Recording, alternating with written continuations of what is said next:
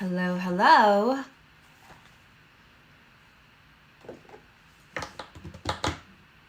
Hi, everyone. How are we doing today?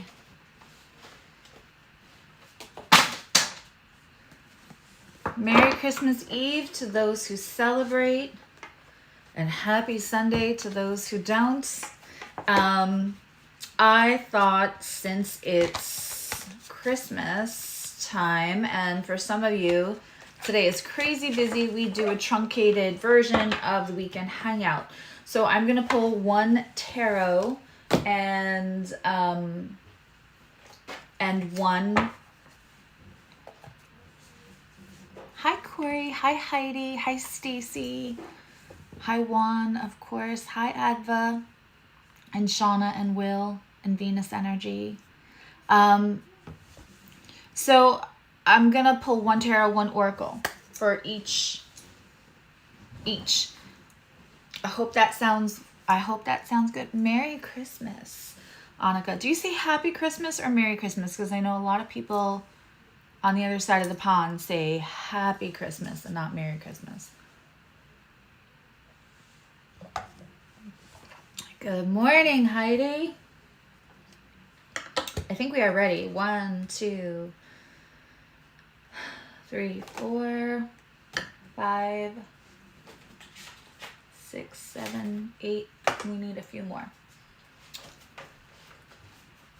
Stacy, I commissioned Stacy to make the most incredible, and I mean incredible, totems. You all know that she made that for me for Sadie, which as much as I loved it when it first got here, I appreciate this to all new levels now. So I always have my little Sadie with me. Woof. But we had another animal that was incredibly special to the whole family, but especially to my 2 older kids. And so, yeah. So she made each of them a different version. And oh my God. So it was perfect. It came yesterday. My Christmas is already done. I have an appointment later. I know it's Christmas Eve. My oldest surprised me with a visit. So, if I talk about it too much, I'm going to cry. I'm the luckiest person on the planet because I have, obviously I love my kids, but the way that they love each other. And so, and having that surprise visit, and my bonus child, his lovely Nicole, that he's been with for 11 years almost. It's 10 and change. But they visited, surprise. So we kind of celebrated our Christmas Friday and Saturday. So we're still doing, obviously Santa's still coming tonight because it's Christmas Eve, but I feel very relaxed and very happy and very satiated. And it was everything that I could have wanted and stuff I didn't know I needed in the emotions department. So I'm feeling very, very generous today. So we're going to give away at the end a 15-minute reading, a chart, and a report. So we're going to do 3 things today at the end. Hi, Sparklement. Hi, Mary the Aries. Hi, Mystic Harmony. I hope I'm not missing. Shauna, I said hi to you before, but I don't know if you saw it. All right, so right now it's a quiet room. I'm always happy. I concentrate on who shows up, not like numbers as much. So yeah. So if the room stays small, the room stays small, and 1/3 of you will all get a prize. Also, if you like prizes, consider coming to the holiday party because everyone leaves with a really cool door prize. And like something that's, you know, worth actual money. So everyone is leaving with a very cool thing. What I'm selling would almost be the same price. What I'm giving away is almost the same price as the ticket, and definitely is on other sites. It's just not mine on mine. It's not that on mine, because I have charts and reports up on the Etsy now, that are very inexpensive, very, very inexpensive. Like a third of what you normally see them for. But also then there's like $450 worth of prizes. And plus I'm going to give you tools for the new year. Manifestation tools, neuroscience, calming trauma-informed tools, tarot tools, astrological tools. We're doing a whole Reiki exercise for the whole party. And so if you're a member, check your email. And if you're not a member, it's $4.44, and you can go over to my website. But every single person will get a prize. Okay. Let's start with Aries. Yeah. Okay, we have 2 sets here. Bada boom, bada bop. We need this. We don't need this. All right. I'm making sure I have all of my oracle out.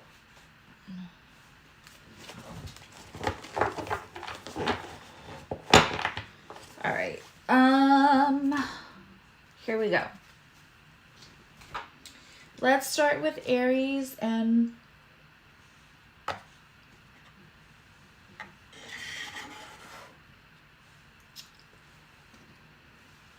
yeah, I'm going to use Colette Baron Reed, The Good Tarot, for Aries. Let's just take one card. I don't even feel like doing readings, because I feel like all the messages will be as wonky as this Mercury retrograde has been. My website is just a free-for-all. Emily watched me change something and then it go back on its own to what it was, like 4 times in a row. I watch my email like a hawk normally, and I get extra dings for anything that comes through for Etsy. But we were getting orders on Etsy. They were just digital download orders, but personalized ones, because we have a bunch of personalized stuff on our shop. I mean, nothing's going to come before Christmas, obviously, but none of it is also Christmas centric. It's just their cool stuff that you could get for Christmas or at any time. But anyway, the digital download stuff, which you can get right away, we just have to personalize it and send it off. I would see the ding for the email that we got a new order. We'd go into Etsy and it would say we had new order, no new orders, and that it would show up in the completed, which would be dangerous if I wasn't somebody who was, made sure it dinged my phone. So this Mercury retrograde, so we had to call Etsy. Etsy fixed it. We weren't able to edit any descriptions. This Mercury retrograde, maybe in Capricorn, because Capricorn as a sign, now I'm not saying Capricorn community, but I'm saying Capricorn as a sign, tends to favor traditional old ways of doing things. So maybe it was extra gnarly. I don't know if anybody else experienced that, but holy cow. I just feel like as a Mercury run chart, I get no escape from Mercury retrograde. All right. One card for Aries. Okay. Let's take an oracle to go with this. Woo. We're going to use another Colette Baron Reed, The Enchanted Map.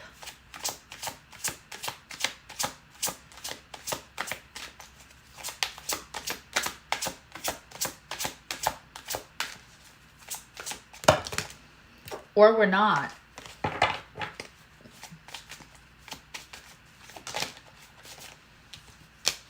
Okay, yes we are. So we have the Ace of Pentacles.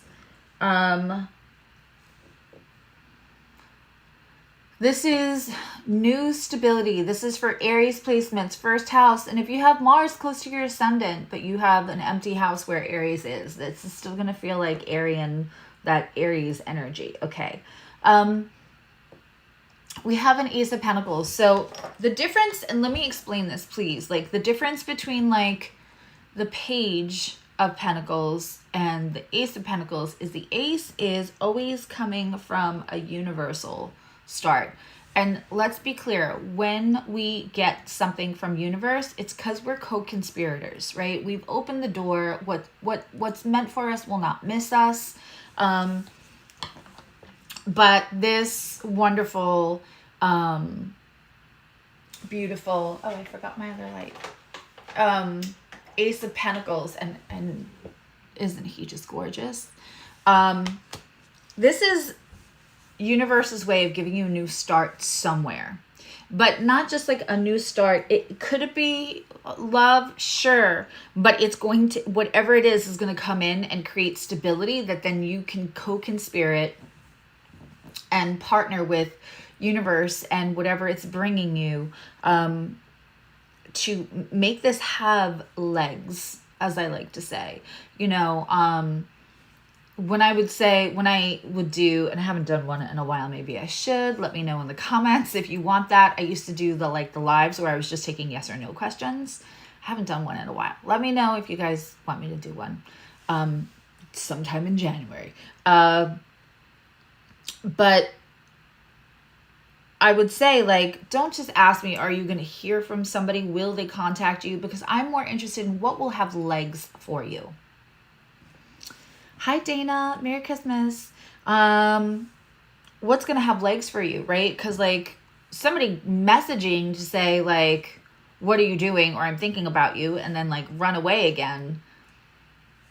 I mean, that's not... I don't... Yes, they're thinking of you, and that's a good thing. But we want something that's going to have legs, hopefully. This is stability. This is an offer from universe of something that is going to bring you new stability. So Aries, let's see what the Oracle has to say about this. My personal 2 cents with getting that card would be also, you know, make sure you recognize what this new thing is, because I'm saying Ace of Pentacles and you're like, oh, great, because I wanted that new job, or I want this person I met to turn into something that's like a forever relationship. And it could be one of those things, but let's make sure that we're keeping our eyes open for everything, not just what we specifically have our eye on right now. Let's see. Are those clean? Hell no. No, they are not.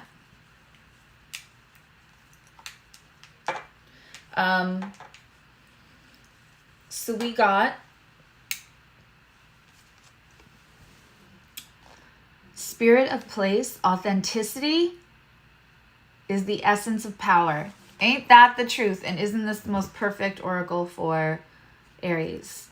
Our ancient ancestors believed that every place has a spirit looking after it or embodying it. Just as we have a soul, the plants, the trees, the birds, the mountains, and the rivers have their own essences. When the spirit of place arrives in your reading, it says that the answer to your query, which is, what is this thing, right,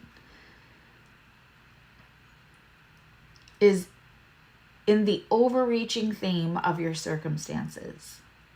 Is your question about a struggle? The answer is to relax and let go. If your inquiry relates to finding love, then embody love rather than long for it.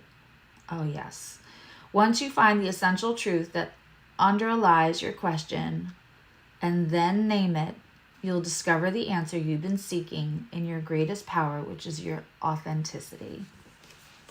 Okay. So if your question is, what is this thing coming in? Is this going to be the relationship? Sit in receiving. You know, I said to my daughter this morning, I feel like, you know, I'm not Scrooge McDuck here sitting on piles of gold. I don't think most people are, right? And I said I wanted to give away more than one thing today. And I said, the reason I want to do that is not just because it's Christmas, but when we have our arms open because we're already giving, universe also just sees our arms open as ready to receiving, right?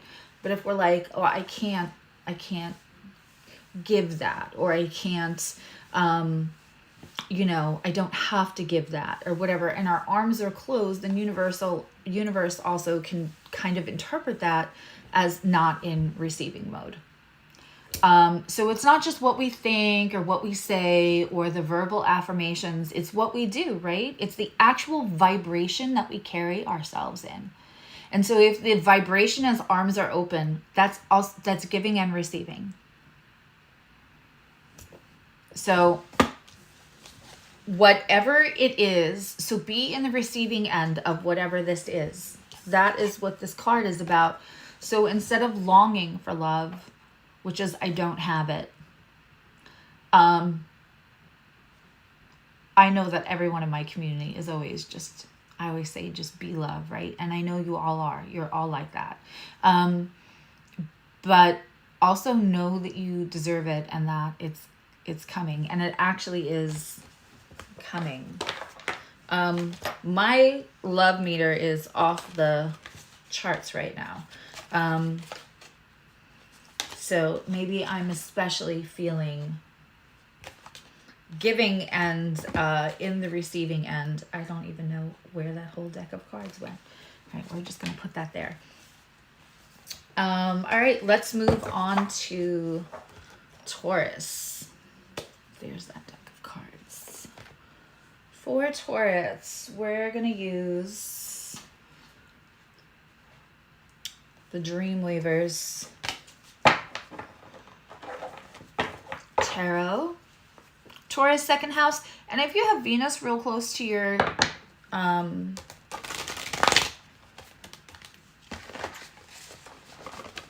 you have Venus real close to your ascendant, like 2 to 3 degrees especially, but within 5. Venusian, Taurus, and Libra both readings can sometimes apply to you.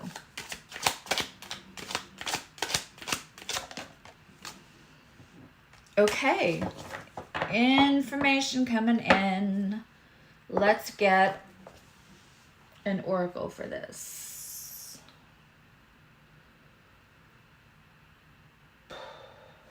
Yeah, let's do the Shaman's Dream Oracle. It's Alberto Villadoro and Colette Baron Reed. I have a lot of Colette Baron Reed.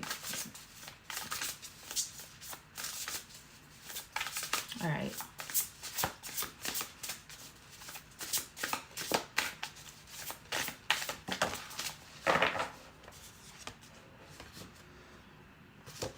Spirit of the River. So we'll go look that up. We actually got 2. It is what it is.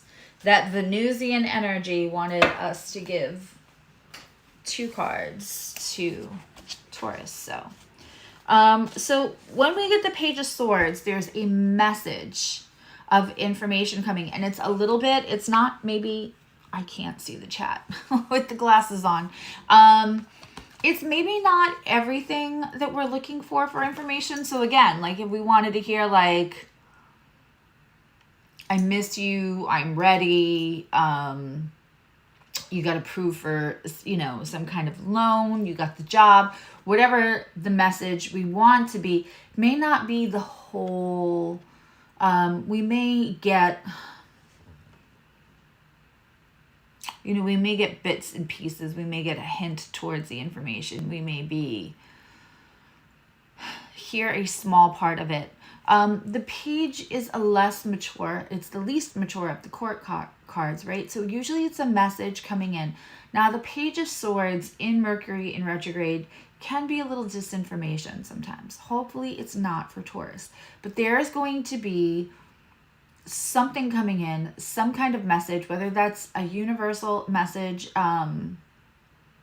I think it's going to come in through a person, but it still doesn't mean that's not spirit guided so that you get the information.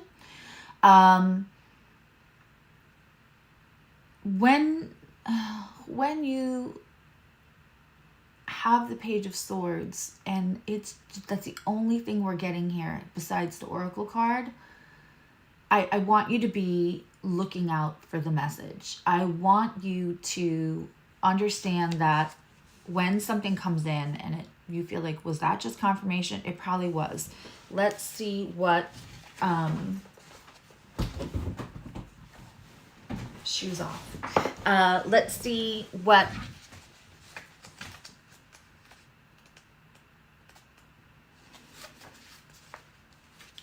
they have to say. Glasses back on.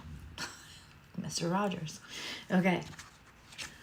We got the Sky Dancer. Liberation from attachment and surrender.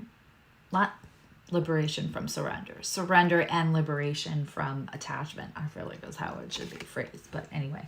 Who am I to tell Claiborne Reed how to make her titles? So when Sky Dancer appears, she is inviting you to welcome the deepest power from the feminine into your life. Oof. You have already overanalyzed your situation to exhaustion.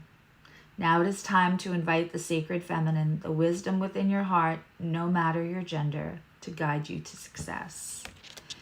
And we have Spirit of the River was the other one that came out. Movements toward adventure, addiction to problems, and allowing and trusting the current. The Spirit of the River invites you to step into the flow, to stop swimming against or avoiding the current. Okay, you know that I love this because you know ad nauseum what I always say to everyone is your discomfort or pain through transition in life and transits in the sky is directly correlated to your resistance to it. It's not to say that we can make a painless life, that we can have a life without pain or discomfort if we don't resist anything. There's still going to be discomfort. It's the level of discomfort, the level of pain is going to directly correlate to your resistance to that change, to that transition, to that transit. That's why, like, honestly, people who do monthly check-ins with their astrology, they're having an informed life, right? So, and I say this to all of my, if Mars is traveling through your 6th house, you can do nothing about that. But you can look at what you're going to cut out instead of letting it just come in and inflame you. You can harness it and ride it like a magical effing unicorn through your 6th house, or you can let it attack you in one way or another, especially in that 6th house, right? So like all of these things are already happening. I didn't make it happen. You didn't make it. That's just happening, right? So like having the information to know how to prepare for it is really, really helpful. And so when we resist change, it's usually because if we're not looking at that stuff regularly, we don't know what's here for a day and what's here for 3 months because it's traveling through a house, right? Is that a one-day transit, or is this going to be the next 3 months, or is this going to be the rest of, this year? But there's a way to approach everything. And again, this card, Taurus, who is the most resistant to change, may I say. Some of you have no choice and you've changed and you've done a beautiful job, right? Sometimes we change when it just gets uncomfortable to stay the same. But Taurus likes that stability. So sometimes change can be perceived as instability. And with Uranus running through your chart right now, and Jupiter, so whatever it's hitting, it's expanding. It's a big thing. It's not a little thing, right? And then we have Uranus going through our Taurian placements. Believe me, I've been feeling mine. So this is saying, stop trying to swim against or avoid the current, because you can't avoid transits that are happening to your chart. You can ride them like a magical effing unicorn, informed through your chart, but you can't completely avoid them, right? Allow the waters to carry you downstream, away from the eddies and the whirlpools. It's time to heed the call of a new adventure that's waiting for you. Stop working on the problem for a while. The issue is not what it seems. Your addiction to fixing what has gone bad is consuming so much of your time. Work to create a greater good. And sometimes step away and let the bad thing. I say that to a lot of people. I say that to my kids, my two oldest, because they were close in age when they would fight. And, you know, our lovely, sweet Lee, and those of you who have experienced her in Zoom, she is like ridiculous, sweet, right? But she has a little bit of an imp. We used to call her Emily Knievel when she was little. She would do things she wasn't supposed to do. And her brother, in the sign of justice, would take justice upon himself and do something worse to let her know that wasn't okay. And I used to say to him all the time, if you would just come tell me what she's doing, she would be the only one in trouble. But now you have gone and done something. Like, sometimes let her be her own problem. And he wouldn't. He would try to parent and police her all the time, to a degree where I was like, well, now what you've done is worse, you know? So a lot of times we have to step back, right? Let universe take care of that problem, right? Where we put our energy is where whatever it is fed. You know, certainly we all have had circumstances where we feel like we've been done wrong, or somebody is just being so difficult or so awful and won't get off of our jock, right? And won't leave us alone. And I know from some of my Taurus community that I have appointments with, that is happening right now, right? But sometimes, as the great Taylor Swift says, you know, the trash will always take itself out. Every time. There is no need for us to put our energy into making sure their justice is served, because normally that only hurts us in the end, to be honest. This information that's coming in, it is what it is. Surrender. Yo, she said that in that Time magazine article, and within 48 hours, there were shirts with the quote on it. I know nobody can copyright it because, you know, you can't copyright somebody else's speech. But I thought that was hilarious. 48 hours. Okay, let's move on to Geminis. My lovely, lovely Geminis. Let's take a Starman Tarot for you. I think new people have come in. I cannot see. Hi, Zoe. Hi, Maricela.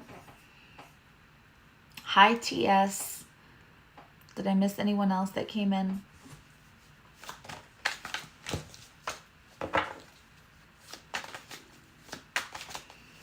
Just my stomach.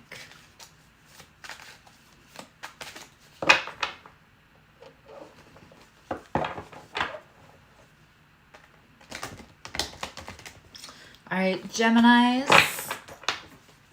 You know, and Geminis right now, as we have officially, by the way, happy Capricorn season, as we officially have gone into Capricorn season, can feel a little bit of relief, because when we are in, and I will probably feel a little bit of, I'm going to ride the just absolute elation and full heart and joy of my oldest and the bonus, the visit. We had, not only was it just a visit, it was incredible in every way. And so I'm going to ride that joy for a while. But I also know, as a Cancer, usually a day or two after Christmas is not so much fun for me, because I have the sun in opposition of my sun. In general, I don't have a ton of Cancer placements. I literally just have 3. I'm not somebody with like a stellium, but you can feel really, your sun is your vital energy. It's what what depletes us or feeds us. So when we have an opposition to our sun or an opposition to our Mars, you know, it depends. Is that where your Venus is? Is that where your Mercury is? You can feel more tongue-tied when the sun is opposite your Mercury. So for Geminis, Sag season can feel like you have to depend on the other placements. You have to lean into them because you might feel like your Gemini is like depleted. So good news, Gemini, you are out of the depletion era for people who have Gemini placements. Somebody just said, what about the full moon? I know it's only 2 days. I'm going to do a live on the 26th. So in 2 days, the day after Christmas, I'll put that up right after this is done. Because again, we kind of did our Christmas. We're going to have a very small, quiet Christmas day. Hi, Danielle. And so I will do a live for that full moon in Cancer. It's actually really nice. And I'll do live chart reads. So I'll make sure I put that up. And I won't go too late so that we can get the people on the other side of the pond. Boxing Day live stream. Yes, sir. I used to work for Scottish Sisters, so I'm very well aware of Boxing Day. Okay. So I just wanted to say that. So Geminis, but also for anybody who's got Cancer placements, you know, you can feel a little off in Capricorn season.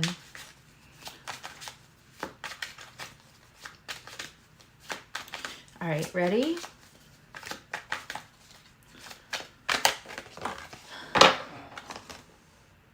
Okay, 7 of Cups, Gemini, lots of choices. Which one do I choose? Just what Gemini wants, right?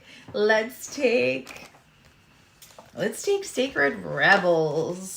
Let's take Sacred Rebels. I love this deck.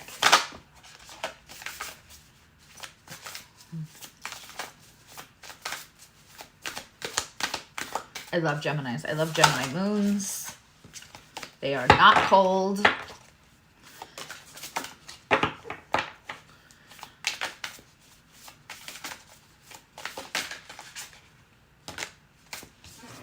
No moon sign is inherently cold. None of them. Okay. This is very interesting. So we have the 7 of Cups, which is a very Neptunian energy. Is it Venus and Scorpio?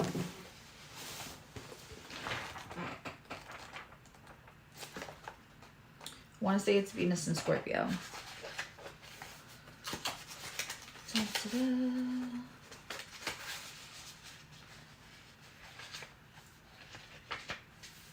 Come on, pages are sticking. Because it knows I'm waiting. This is Mercury and retrograde too. It is. It's Venus and Scorpio. 7 of Cups. That's usually that cup where it's like, you know, one cup has a snake and one cup has a heart and one cup has a pentacle. And it's like, which cup do I choose? Is this going to get me in more trouble? Is this going to solve all my problems? Right? It feels like there's a lot of choices and maybe at a crossroads. And then we got this gorgeous card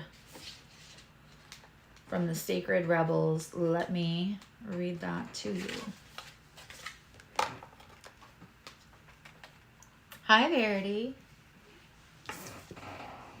All right, Geminis.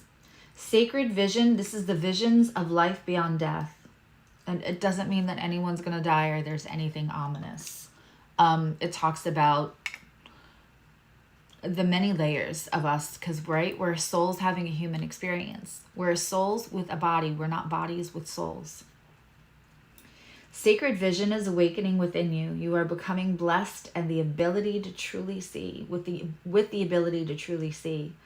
To see what is real rather than what happens to be. This is true insight. What was once considered consequential may be found to hold little consequence after all. What was once dismissed as an irritation or irrelevance may seem to have great spiritual significance. As mundane as something once appeared, could be now worthy of absolute attention. The gift of genuine vision takes you into being a universal creator. This is sacred terrain beyond logic, beyond convention, and that which is what is limited in any way. The more you are open to receiving your vision, the more love you will feel and recognize within and around you. I love this. Okay, first of all, let's just state the obvious. You got the Seven of Cups, which is all about, like, there's so many choices. But the most beautiful things about Gemini, right, is that they embrace duality and allow two things to exist at one time. And the world needs that, right? So while other people will call Geminis two-faced or wishy-washy, also pisses me off, Geminis just have the ability to embrace more than one thing at a time. They're multitasking, their duality, their creativity. Tom Holland, Gemini. Chris Evans, Gemini. We could go on the list of actors that are Gemini and are truly good actors because they can just slide into completely different roles, completely different personas, and the creativity and their allowance to, like, there's nothing within a Gemini that says, I can't play that role. I can't have any understanding. I can't have any alignment to that character, so I can't play that role. That Gemini, these choices, right? You do have to pick. Venus and Scorpio is that that can be that indulgence, right? So you will have to pick, but this incredible, one of these things that are coming up to you, and one of those cups normally in the traditional Rider-Waite is this, like, Neptunian card. Neptunian cup, I should say. This visions beyond, like, life or death. This vision, I would do some grounding meditations because you have a lot of Mercury, right? Your Mercury run sun. I would do a lot of grounding meditations, and I would journal my dreams, and I would really, instead of having the buzz and the overwhelm and the static all the time that's kind of playing as a soundtrack in your head, I would do some do guided meditations. Do something where somebody's kind of talking to you, but you don't have to pay attention. There's a guided meditation from Alan Watts. I'll put it up on my channel later. I listen to it every night before I go to bed because I am a Gemini Mercury. And if I don't have something that I can, like, first of all, it's a combination of music and words. It helps me drift off to sleep. It helps me quiet the noise.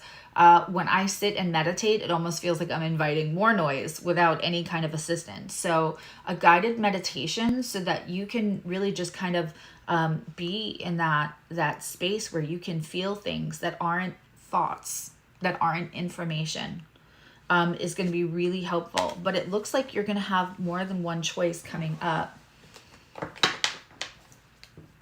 Yeah, breath work really works too.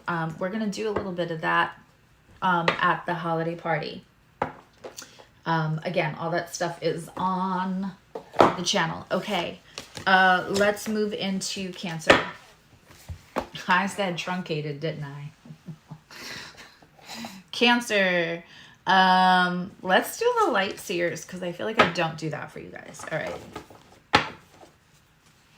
I feel like with every card and every message that comes through, there's something I feel like I can pass through as, like, a tool or something helpful, an insight. And it's hard for me to resist because I feel like that is my job, to come here and to, you know, peddle my wares, which is messages and insight and astrological information and anything that can be possibly used as a tool. I love a varied toolbox. Okay, that took 3 seconds. So Cancer, Queen of Cups for you. I concur.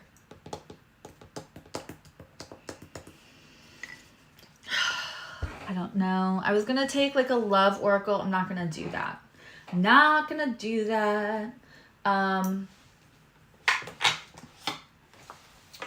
Let's take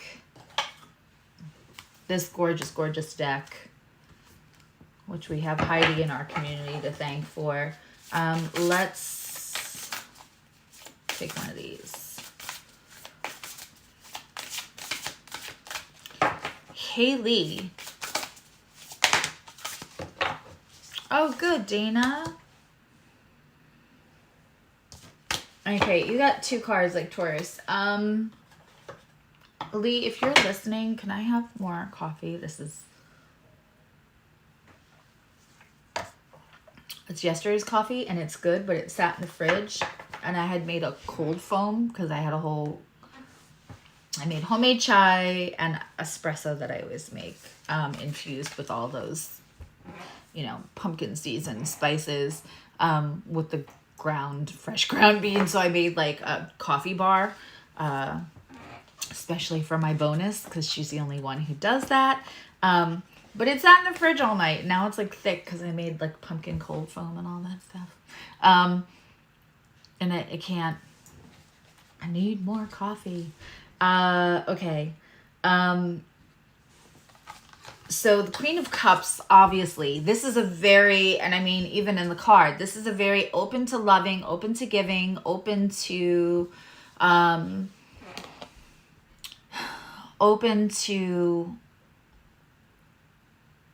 receiving and understanding that like what's so willingly given, right? What's so willingly given has value to it. And that it's not, you could switch them out. Okay. Thank you. What's given to you is, or what you give has enough value to it.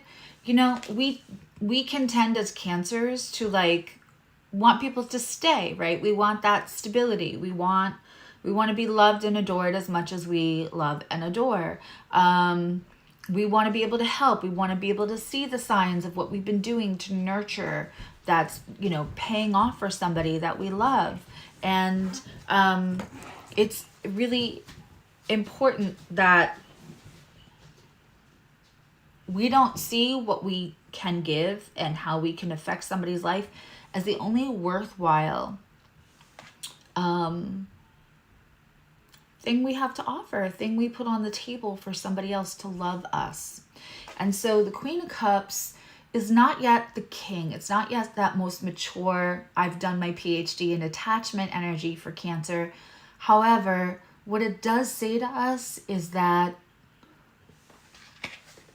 I want you to think that if you didn't, and I know this is like, I can't get with that feeling, but I want you to think for a second, if you weren't able to give, if you weren't able to make the meals, if you weren't able to nurture, if you could just do that as a gift because you want to and not because you feel like it's what is the insurance policy to make sure somebody loves you back. I'm going to say that one more time. If you could just give, if you could just nurture, if you could just do all the things, if you could help and you could heal, which you absolutely do, and just do that and give it as a gift and not feel like it's the insurance policy to make sure that you are loved back and that you don't feel like you have to sweeten the pot so that somebody stays. That is Queen of Cups energy. Besides the intuition, the gifts, as a Cancer, this, all of you, for me, is so beautiful. It's healing. It's inner child work because I get to give.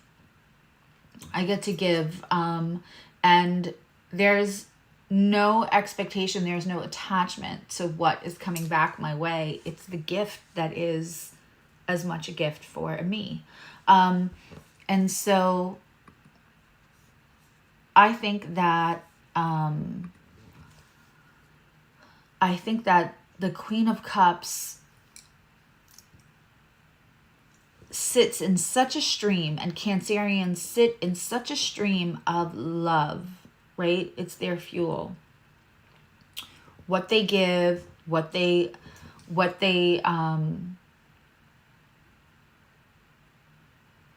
heal, that needs to be enough for you. Sitting in this receiving is so important. Sitting in this, because this is the love you create, and that can be enough for you, honestly. Let's look at these 2 cards that we got. But I want you to look at all of that love and all of that healing and all of that giving as a gift you get to give, and not what makes you lovable. Oh, people love me because I give so much. What if you did the least and could still see yourself as lovable? It's not what if you did the least and somebody still loved you. Of course somebody's still going to love you. It is the vibration of knowing that you're still lovable. Not so much whether somebody can love you.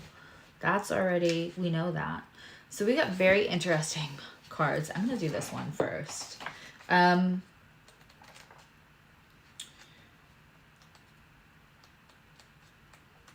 These cards are... Watch, I'm about to offend somebody maybe, but I still think these cards are cool as hell. That's funny. There's a protective bay leaf in this book. I can barely see the person's name written on it. I must have been using it as a book, I want to call it a page saver, a bookmark. Oh my God. Karma of Cthulhu. Your sacred passion, powerful enough to shift the state of your inner reality, your outer experience. Commit to what truly ignites you. Ignite your heart, and do not be dissuaded by anything or anyone. If you are seeking to make a commitment, do so when it truly connects to your heart. Right? Do so when it truly connects to your heart. Don't make a commitment because you feel like that should elicit a commitment back. Cancers can often be called manipulative. Sometimes they're sharing their emotions because those are just their emotions. Whatever it elicits in you, but you can't hold on to it, right? So we have to let go. We verbal process. We say, these are my emotions. I just wanted to share them with you, right? And then there are people who do things not to be manipulative, but they do things to get a certain reaction because they figure, well, if I commit, then they should commit. If I give this much, then they should give this much. And that is what letting go of the attachment means. Don't just commit because you want to. Give it as a gift. It's amazing that this is the card we got. I did not think that this is what this was going to mean. Follow your genuine, meaningful bliss. No matter what it appears to be, you will prevail. You will arise. You shall arise. Cthulhu is a Sanskrit term that translates to that which excites wonder. Even if it doesn't lead us anywhere practical, following our bliss can allow something beautiful and deeply fulfilling to unfold. Exactly. So it's not doing something to elicit reaction, right? Because it's a cardinal sign. Getting off that idea of, I'm going to do this because it'll give me that. I'm going to do that because it'll, right? Because action and consequence, of course, is a real thing. But what if the consequence was not a change in somebody else's behavior towards you? What if the consequence was like what it just gave you? Period. Full stop. Okay. And then we're going to go... This is the other card that came out. Tantra of 639 Hertz. Be open to which seems unfamiliar or different. You will experience a breakthrough as you embrace an unusual approach. You are on a soul path, accelerated spiritual growth, which is swifter but not always easier. God, I feel like I'm being read to filth. You do not have to contrive your own happiness, but you can dip into the bliss within your body to lighten your mental state and remind yourself that everything is working out beautifully. Cancers, in short, find a yoga practice, walk a couple of, get in your body, because we can be so on our emotions and Cancers can be so in their head. And often Cancers have Gemini energy as well, right? So get into, overthinking, sure. Get into some kind of physical practice where you can get into your body. That's for sure what that message was. Start that this week. You don't have to wait till January 1st for some like new resolution. Okay, Leos. Oh, coffee. We just had these coffee cups since we had company. So we didn't keep reusing cups, and I couldn't, if you've ever had company and you know, sometimes you give in to like the reusable, heavy duty, sustainable plates and everything. Oh, that's so good. I love that I can make fancy coffee for myself better than I can buy expensive fancy coffee. All right. We're on Leo. I'm going to use the Love is Love deck for Leo. How are my Leos? How are my Leos?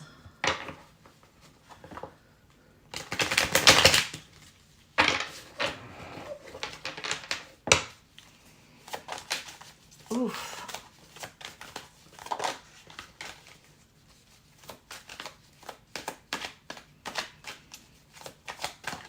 Should we give away something after Virgo, since we'll be halfway through? Maybe we should. Okay, Leo, we have the Emperor for you. Big fire energy, big, you know, the Emperor is the CEO of the tarot. What's interesting is this Emperor is, you know, we could say androgynous, but that's a chick. That is a chick presenting Emperor. And she's not having it, Leo. So what's going on? Let's pull.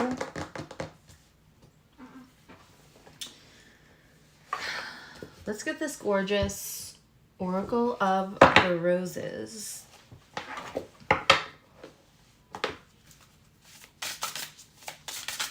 For you. I mean, the Emperor just means like you need to step into that power. And the thing is that power can be used to empower. It doesn't have to be used to overpower, right? So like the Emperor doesn't have to be a jerk. Oh, I'm sorry you can't be with your family. Yeah, we're going to get actually hit hard. We're supposed to get hit hard where just north of me, and just north of me is where my son and his, because they're like, no traffic. They could get here in 4 hours. But it's, you know, seasonal. But they're supposed to get hit with a bad snowstorm, which was led into also some of the reason of them coming early and leaving early. Because, you know, they have lives and jobs and they couldn't get stuck here. Okay, so we have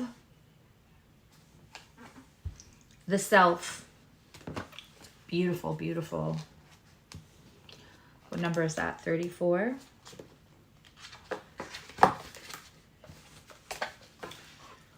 And that is just, it's a Madame Abel.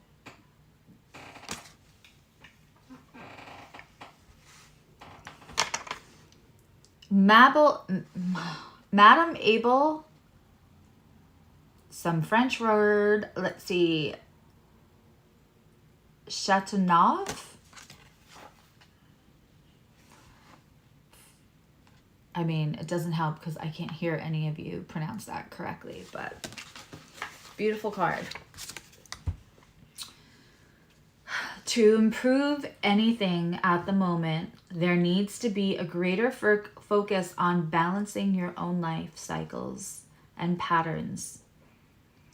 You may find that they are a little out of sync with what you feel is normal and whole for you. Things should also become more clearer with information coming your way in areas associated with what you most value in life. The self understands that the whole is to accept that change within your grasp and be willing to do something about it. They are constantly fine-tuning and balance between consciousness and unconsciousness centered around ego. And then, of course, we got that Emperor card, which somehow I have managed to lose in a hot second. Squirrel. So its meanings, the plant energies, that the energy of this particular rose is consciousness, unconsciousness, ego, wholeness, and awareness. Now, listen. And what's funny, it says astrological sign, Aries, which is also what the Emperor usually gets connected with. But what I want to say is that ego is not egocentric. Ego is not egotistical. Ego is not selfish. Hi, Hollywood. Hi, Tina. So those don't just automatically, they are not synonymous. They are sometimes associated. But that's not what this means, Leo. This means, how are you doing things? Allow for the change, because ego sometimes is how we're used to people seeing us and what they expect from us. And will they value us less when we do things that we value more than what's expected of us? This is an absolute invitation, Leo, for you guys to look into being uncomfortable around, can you still be in charge? I can see my one friend's face. She's extraordinarily, naturally beautiful. Just the first time I met her. And I was still doing makeup. I was a makeup artist and did photo shoots and all kinds of stuff at the time. The first time I met her, I kept staring at her, and she was so used to having to be so tough. She's like, do you have a problem with me? Why do you keep looking at me? I'm like, because I'm imagining your face with 20 different looks and like what I would do with that bone structure. We became instant friends. One, because I wasn't scared when she said that to me. Most people like pee themselves a little. She's a little scary. And it's been decades, and we just love each other to death still. But she's definitely like, people expect certain things of her. They expect her to be tough. They expect her to always like look perfect. You know, they expect her to be like a little wild. And, you know, as she changes and as she struggles, you know, she's the good time girl. And so there's a value of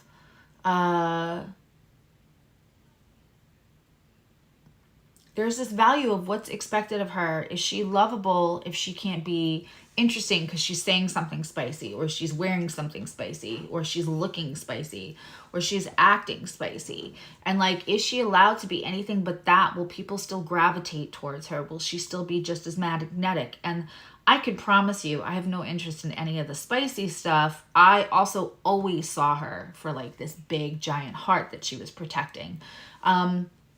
I also saw, I never saw her like I felt like everyone else saw her, and I never experienced her like that either, not from day one. And so that has really helped to give legs to our relationship. And the point is that I know that she has struggled sometimes to feel like she's less loved or she's less valued. And she's not being spicy. And the thing is with Leo is so ever present, a big personality, right? And in beautiful ways. And what are you allowed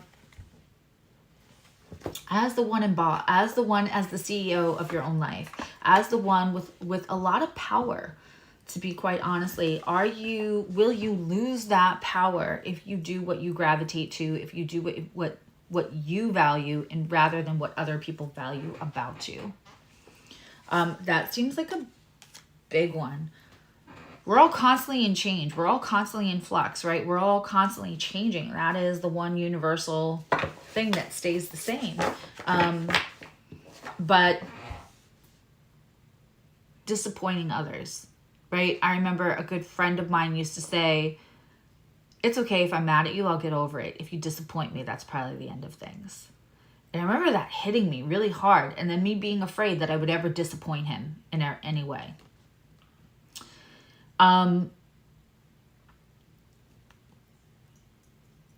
That friend turned out to be a narcissist.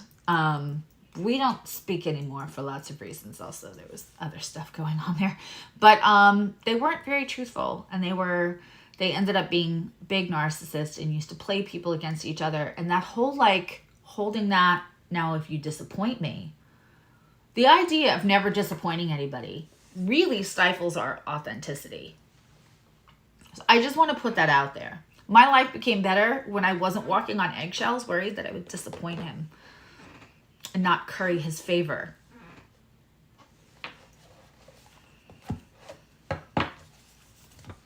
Does that make sense?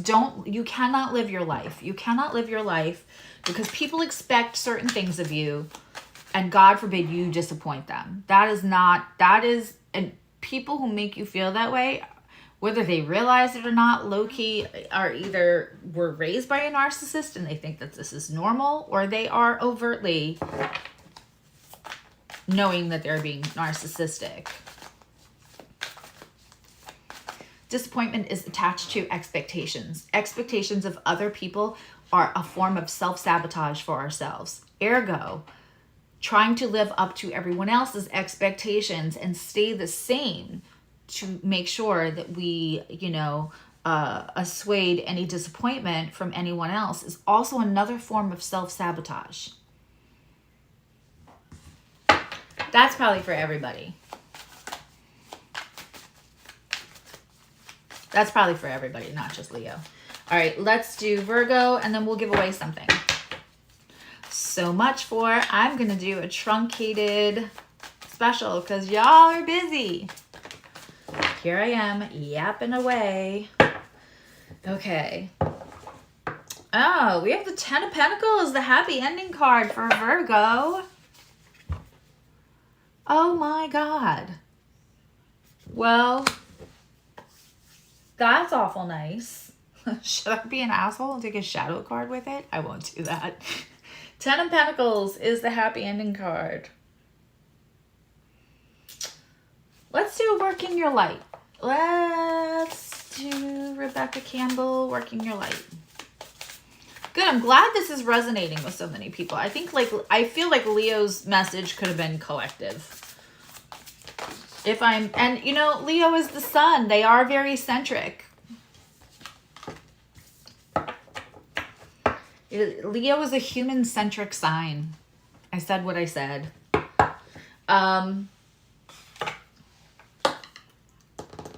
So we have the Ten of Pentacles, the happy ending card. So the difference between like the Ten of Pentacles and the Ten of Cups, the Ten of Cups is like the love and the look at us and we're official on Facebook, and that may be enough. That may feel like living in the happiness, right? Living in the happiness is enough. And Virgo is an earth sign though. So the Ten of Pentacles is, we're blending finances. We're blending lives. We are blending, this is Ten of Pentacles is the financial stability. And this may be less of the we're so in love, and more of the we have such a strong love. And this is how we work well together. This is how we are a well-oiled machine together. And that's what gives us stability. Because there are going to be days in a long-term relationship where you're not going to want to. I always say that I want to be chased around the kitchen till I'm 80. That's the Cancer and the Leo Venus in me. But the Virgo knows that that's a high expectation to put on the relationship, to put on the other person, right? And so the Ten of Pentacles is the legs to keep it all going. All right? So Virgos, we love this for you. It's the happy ending card. All the ice cream, right? All the flavors. It's good. But there are going to be days where you don't feel there's going to be days where the shit's hitting the fan. There's going to be a day where somebody loses a parent or a friend or a loved one. There are going to be times that, you know, finances are not good, or there's an argument between the two of you. But the Ten of Pentacles says the whole relationship isn't just based on the amount of like love and passion. It's the tools. It's the earthy, stable things that will get you through all of the other stuff. So this is just a gorgeous card.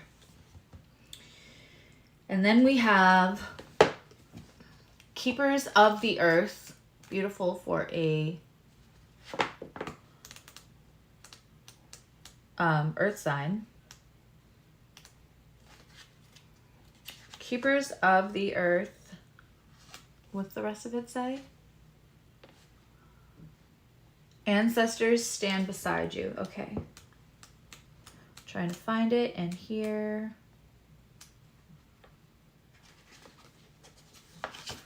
I love these cards.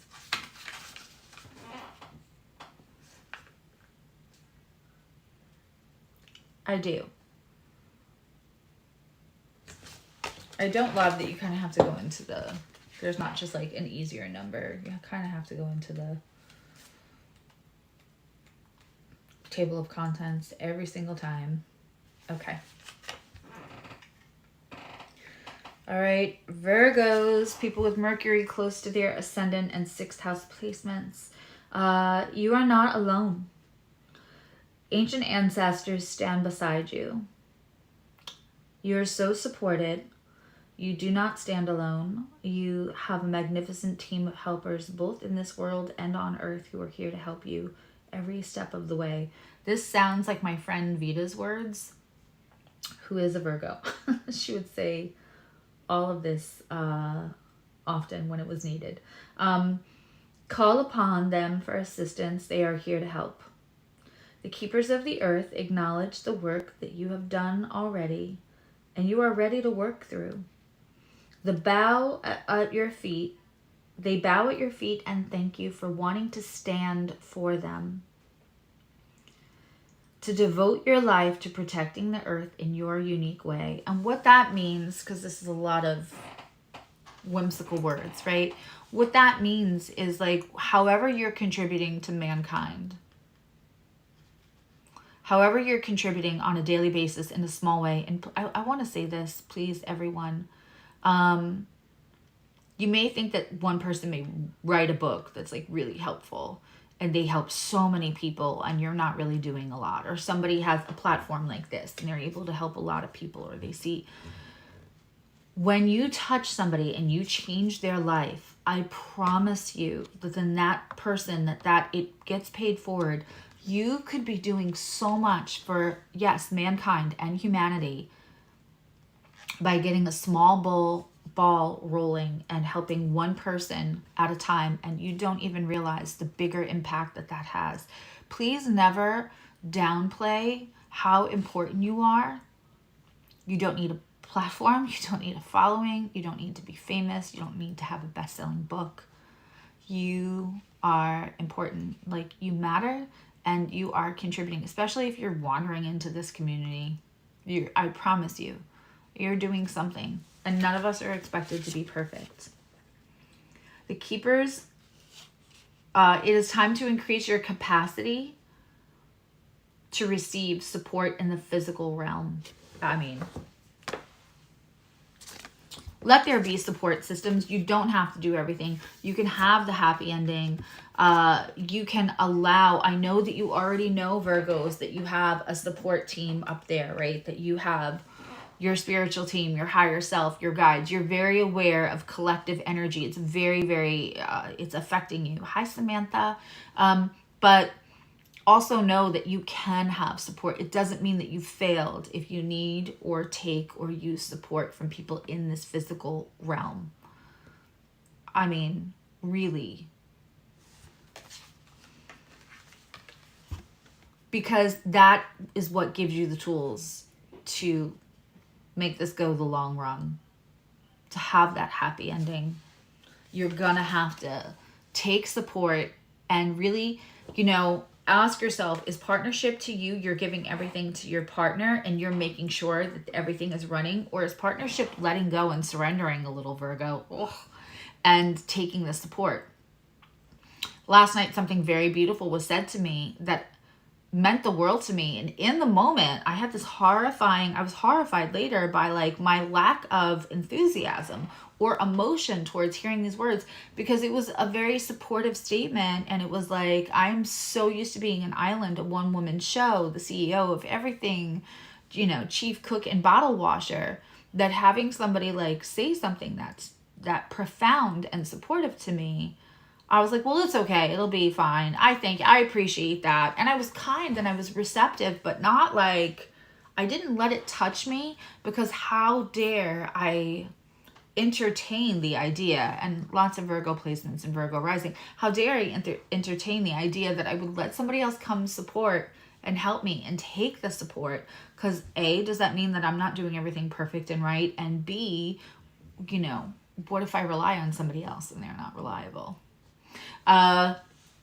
This is the thing for Virgo. This is such a gorgeous 10 of Pentacles card. So, so gorgeous. Please take it, accept it, get better with accepting help. That is, you know, that's your mission, even if we're going into the new year with it. That feels more like a bigger long-term message for you, Virgo, than it does just like a weekly reading message. Okay. Let's give something away, shall we? How should we do it? All right, I have something in my hand. Let's do a guess the color. I have something in my hand. We're going to give away a report, and I'll let you pick. You could get, you could have, we have like a mini chart interpretation, and I'll just give you your chart with it if you don't have. I have cheat sheets now. I have cheat sheets now that come with the chart that explain all the tables and help you understand how to read all that craziness. And then there's a mini interpretation.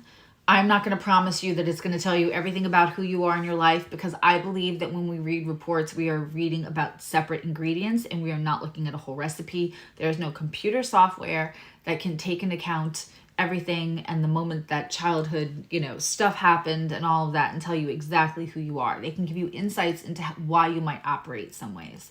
So I have a, it's usually between 4 and 9 pages.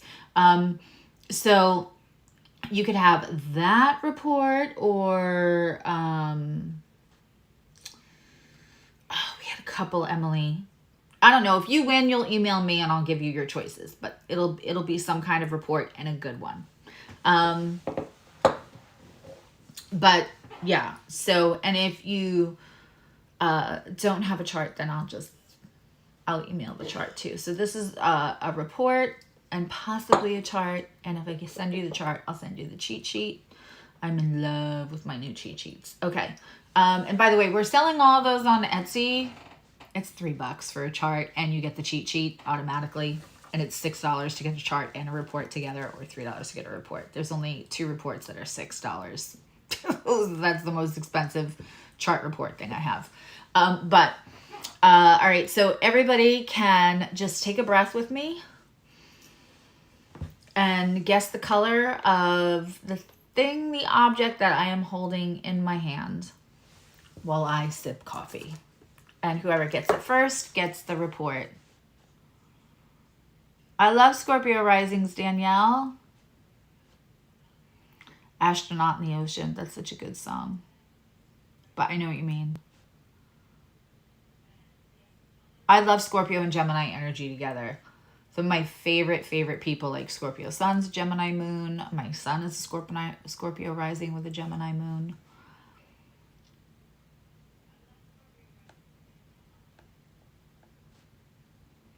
All right.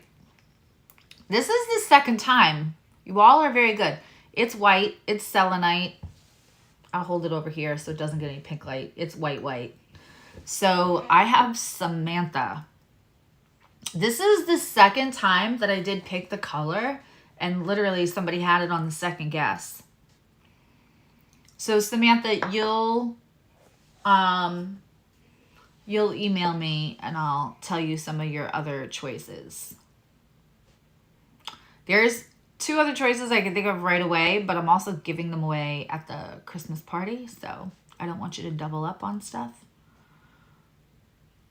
All right, let's get into Libra.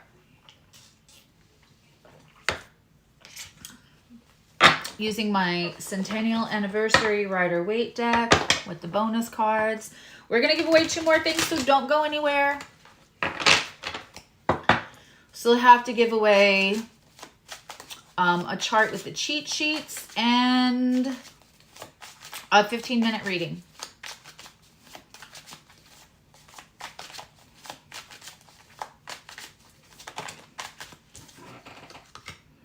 Okay, that's too many. All right, Libra, 7th house placements, Venus within 5 degrees.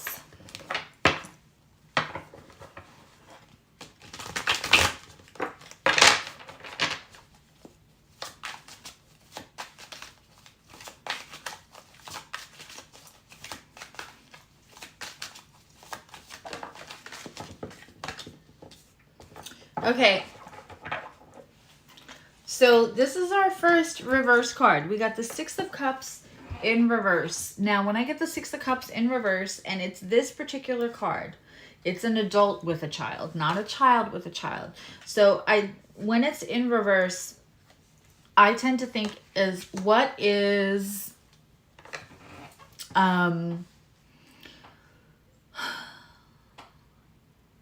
there may be something we've been we acknowledge, but we're kind of walking around it and bumping in the dark around it and not fully. All right, now I am going to take a shadow card. This is just about inner child work that you might be avoiding. And you could be like, girl, you're crazy. I'm doing all the things. I am filling out a journal. I am,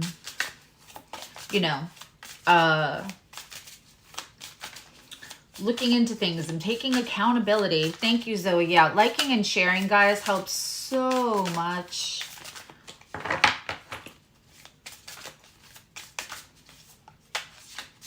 And I know that I still have to do extended for the earth signs that I just did, but I wasn't expecting a visit, so that happily threw me off track.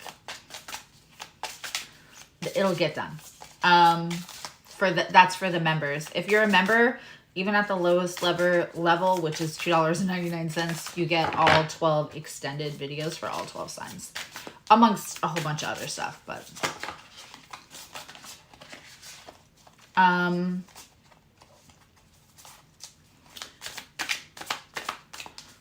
let's figure out what you might be able to look at.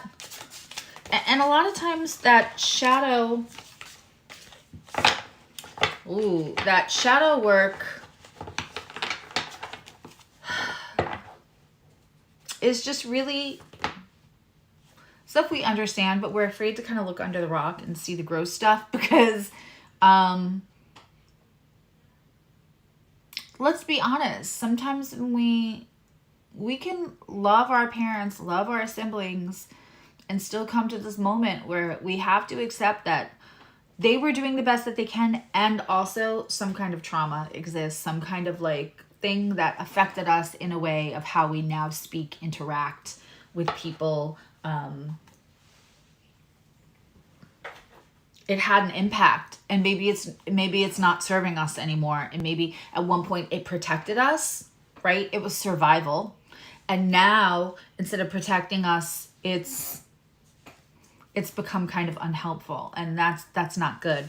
And that a lot of times is as simple as what shadow work is. What once protected us and we needed it and served us, now we're adults and we don't. Just like the way I said that I probably should have broke down in tears and given a hug for what was said to me last night, but that I must be failing if somebody's offering support. And it wasn't even for now, it was for years from now. But it's that kind of thing. That definitely dinged something for me. Okay, what am I still holding on to as a protective shield that I needed? And I don't need it anymore. because I worked through some of it, but I still have this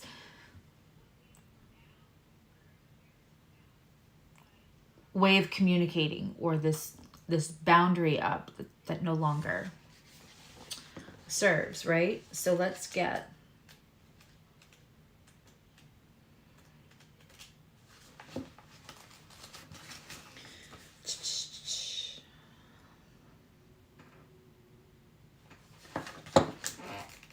interestingly enough, this card is for air signs.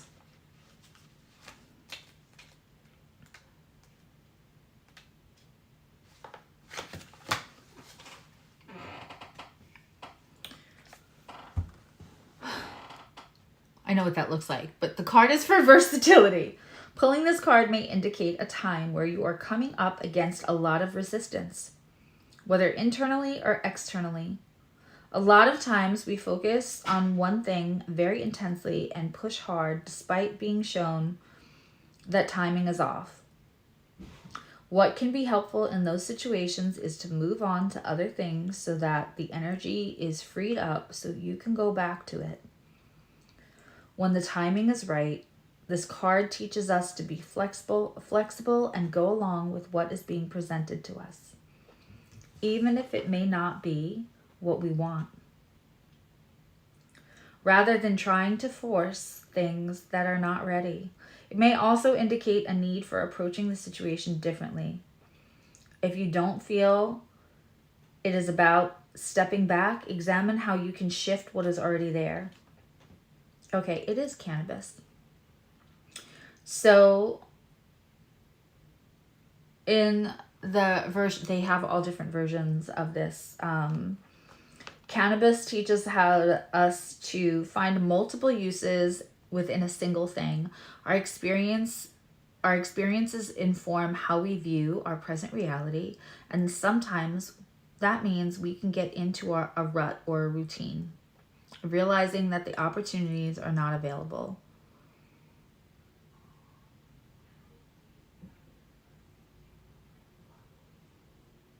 Right, I'm going to reread that.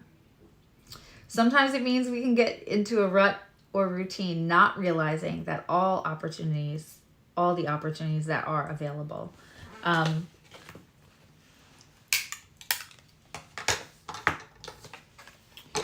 When we have this childhood card in return, in reverse, there is a lot here about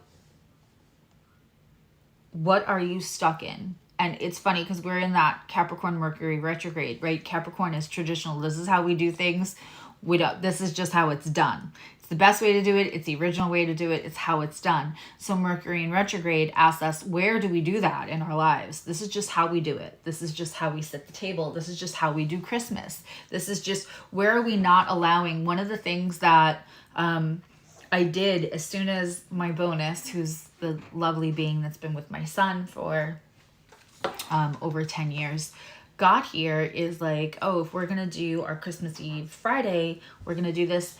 And I made sure that I took space and said, like, your family, so like, what is special to your Christmas Eve? What can we do different? Is there anything that we do that rubs you the wrong way, or is there something we can incorporate, right? So that you also, that you're not just having to sit in our traditions that we got from my mom and dad. Even if that was going to throw me off of what I've been used to as Christmas Eve for the last 53 years, right? So that versatility, there's something that you're doing the same way again and again that probably was a survival thing at some point. And I especially am feeling it around identity for you, Libra, like associating this with who you are and one of the strengths of who you are and why you are as strong as you are, and having versatility, and realize that there are other opportunities available other than the way that you've just done things. All right, Scorpios. How are my Scorpios? I hope you are all well.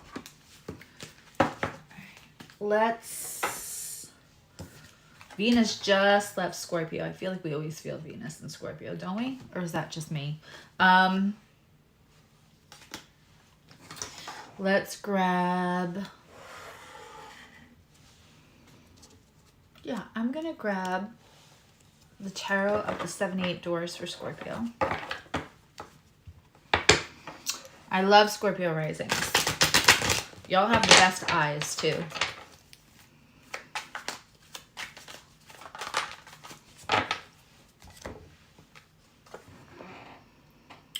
Queen of Cups, same card as Cancer. Let's get,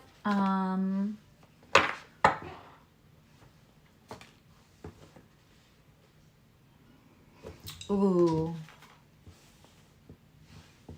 Let's do Into the Woods for Scorpio. Queen of Cups, and this Queen of Cups seems to almost come like a grace or a love or that kind of nurturing. The Queen of Cups for Scorpio feels like, especially with that card, feels like maybe it's about letting the love come in, letting the nurturing come in. Because you already are that, Scorpios. But just like Virgos, you have a harder time letting it in.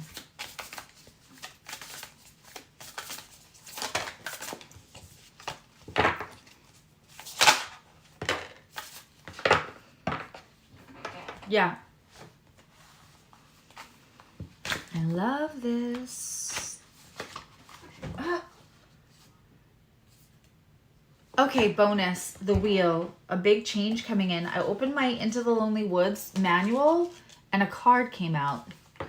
And it is the Wheel of Fortune in the upright. So I love that for Scorpios. There's a big change coming in, Scorpio, but a change that's good for you instead of a change that has to happen to you that you didn't want, which is might have how you felt the last 2 years have gone.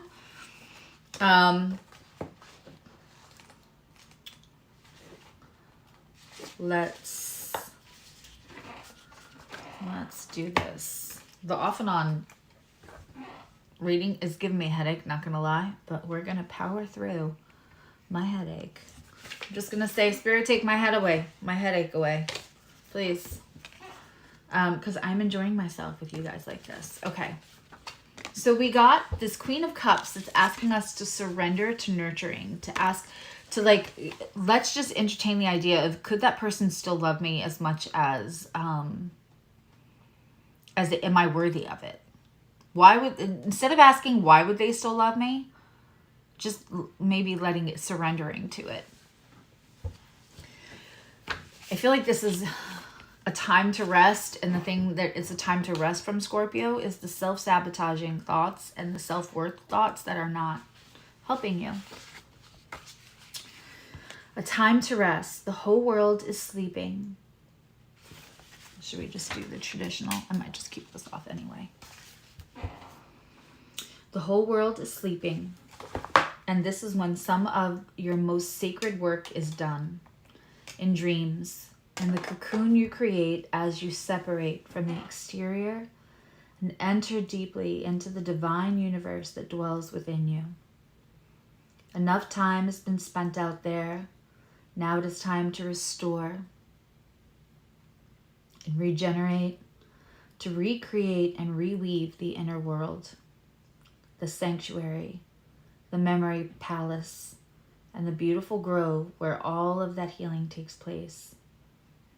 While the world of nature is a resting, you must too return to the deep for this phase of the cycle of life.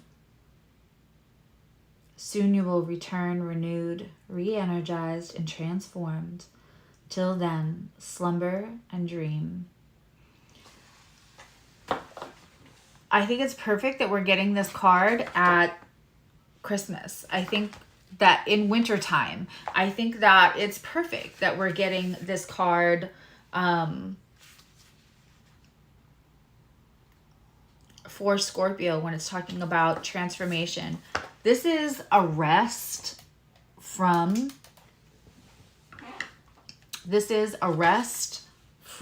your thoughts, a rest from trying to fight is what I keep hearing, Scorpio.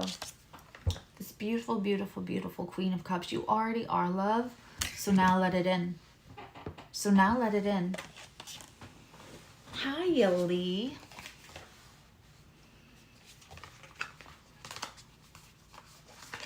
Okay. Let's put her back here. Does that make sense, Scorpio? You need to let it in. You certainly give it out. It's safer to give than to take, right?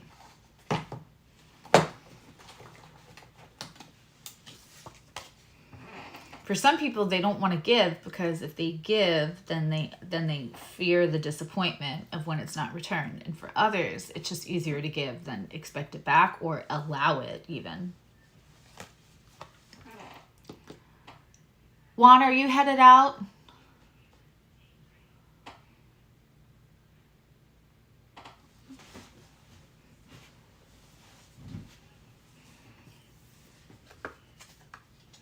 Or is that Verity heading out? I'm sure you guys are all having to head in and out because of the time of year it is. Okay. Sagittarius, the time of, you know, like literally what today is. Bye, Juan. I will send you an email tomorrow. Yes, I will see you on Wednesday, and also the 26th for anyone who wasn't in the room before. That's 2 days away from now. We're having a full moon. I will put the thing up. I'm going to do a live full moon and live chart readings for that full moon, which is actually really nice. It's a very interesting moon. I know it's a full moon, and I love doing full moon specials, but we're going to do live chart readings and talk about what that full moon can help.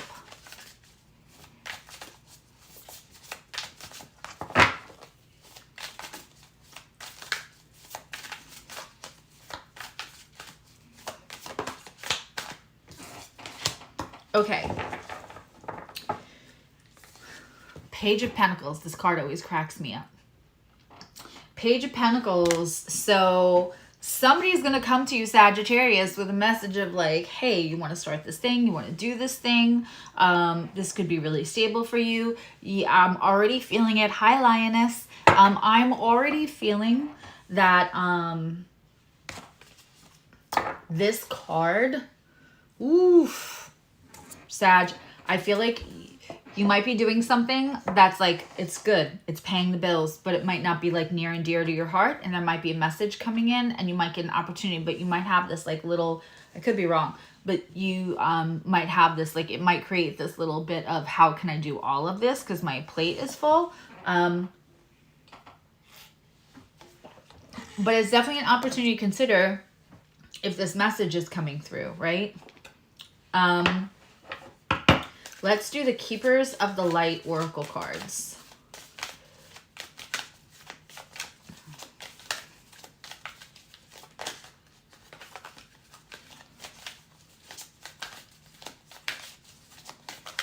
Okay. Come on. Woo. Stay calm, trust in the good and others, and see the light in the world, which is such a Sag card. It's, you guys got faith.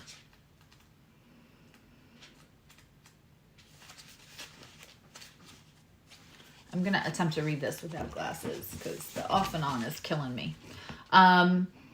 Faith is the archangel who is focused on bringing our benevolence. She is the twin flame of Archangel Michael and is on a divine mission to help us recognize that humans are basically good and aligned with love. Just like her name, she's all about faith and trust. She reminds us that the world has taught us to believe that we are separate from love. But that if we begin to see the good in all things, then we decide we will start to cultivate an understanding that we are all in that flow of love. I love this. Stay calm, trust the good in yourself. This opportunity, Sagittarius, is going to come in and it's going to feel like you have to take too much of a leap, but it's also going to feel like it's calling you.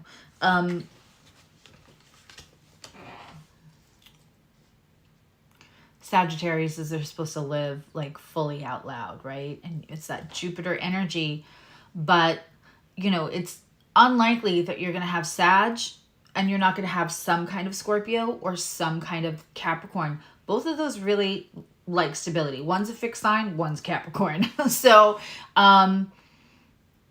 it's easier to indulge in the messages, in the ethereal things of Sagittarius and not really worry so much about, you know, those things aren't really correlated. They aren't associated with like full-on stability or whatnot.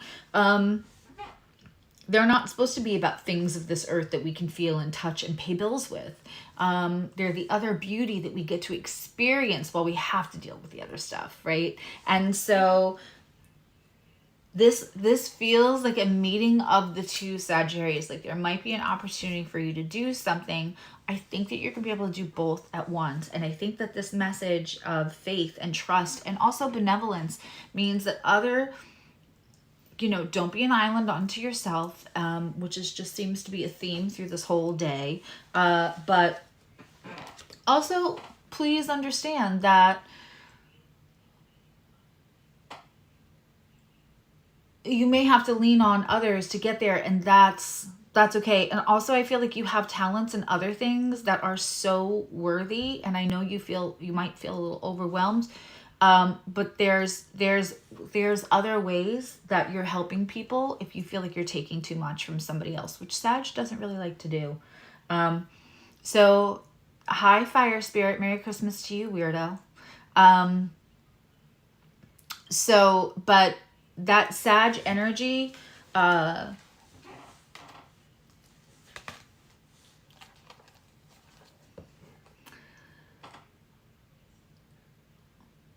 don't shut it down because you're afraid you'll disappoint others. Don't shut it down because you're afraid you'll need support where you don't want to take it. Don't shut it down, whatever this is coming in for you, because there is a slight fear that it'll lead to instability. I think that you don't have to do all of one or another.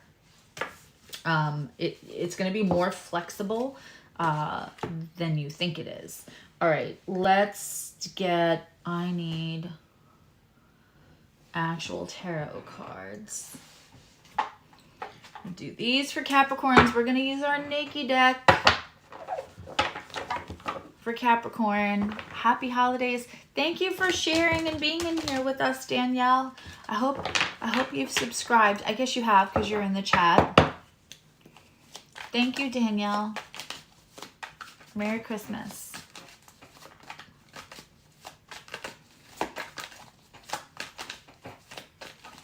All right.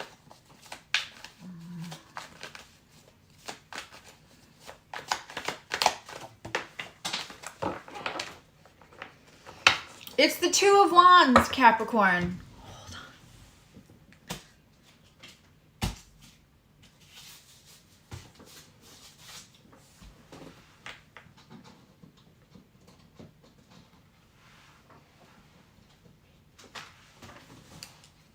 on. Okay. We have the Two of Wands and she's looking at her phone. It's like when I get this Two of Wands, for me especially, it's like she made her decision. She's leaving the other decision behind. She's waiting for her ship to come in, right? But she's looking at her phone almost like for confirmation. Like, did I choose the right wand? Did I make the right decision? Is this the thing that I can like bank on my ship coming in? Because that stability again is going to be important. This like, because then if I help, I can help others. I love this card. She's not really looking at the phone, but the phone is there. It's self-reliance and at the same time, like hoping that that self-reliance does not fail.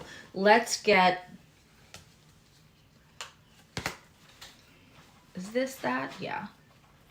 we're going to take Season of the Witch, the Beltane Oracle. Let's figure out what this, let's get the advice about this decision. It feels like you made a one or the other choice. You know, as Pluto is like leaving your sign again, and we'll dip back in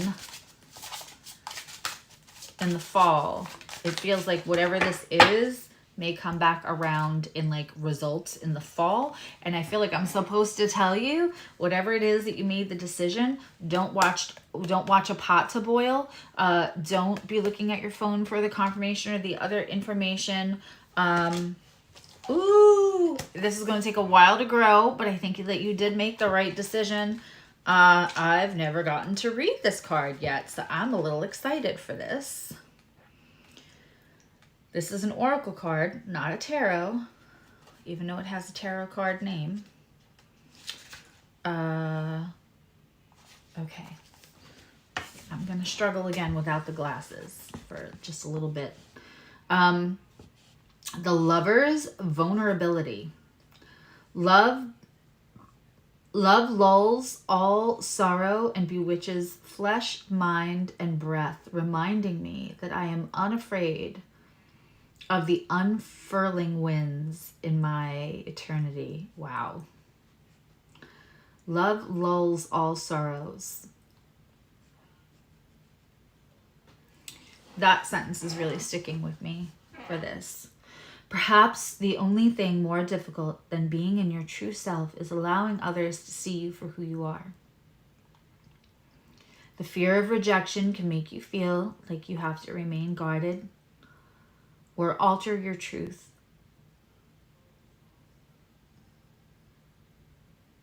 That just feels very powerful. The need to shelter your heart is an even greater one. Once you've experienced heartache and betrayal, as your heart begins to fear for the idea of love blooming again after it's been shattered. It's natural to retreat for a time to mend the broken pieces, but the presence of the lovers is a welcome sign that your heart is ready to experience love through a higher consciousness. Your previous relationships have taught you that what isn't in alignment with your heart will not last. Each prior experience offers you more insight into the type of relationship you are now ready to experience. Now we know what that decision is.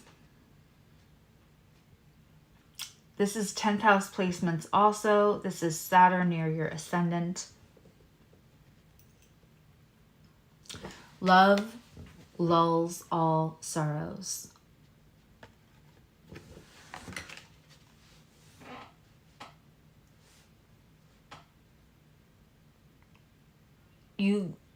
I call Capricorn my creme brulee sign, one of my creme brulee signs, right?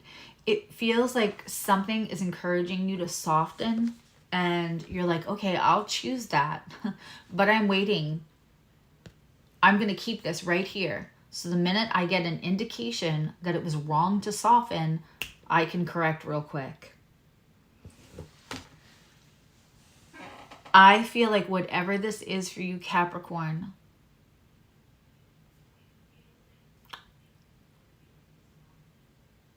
it's going to be a game of trust and faith all the way into September and November, honestly. But I feel like this isn't just about whether that other person is reliable and whether this relationship has legs, as much as it is going to be a journey for yourself of not wanting to overcorrect too quickly because you don't want to be made a fool of.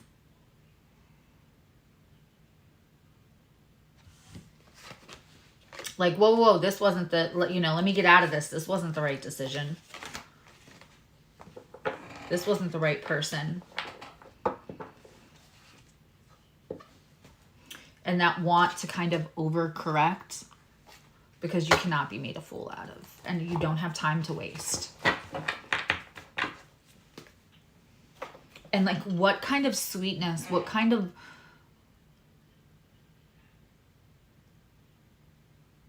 joy and happiness could you have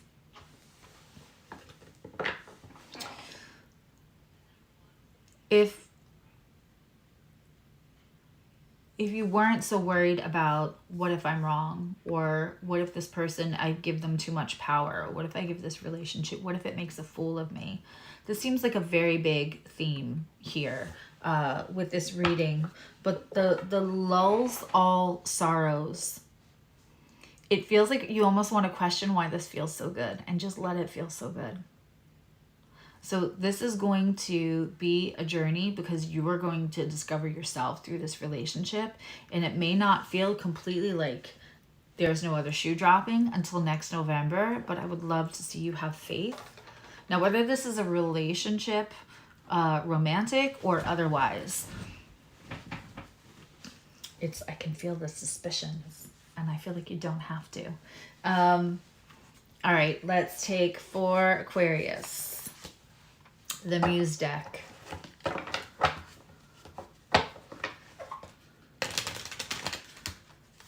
My lovely, lovely Aquarians.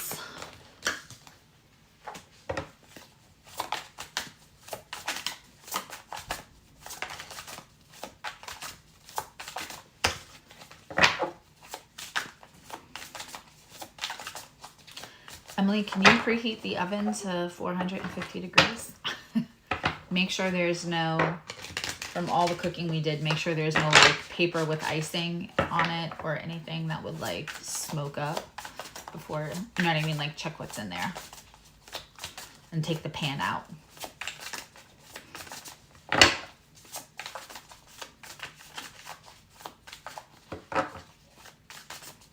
And then we're going to give away 2 more things.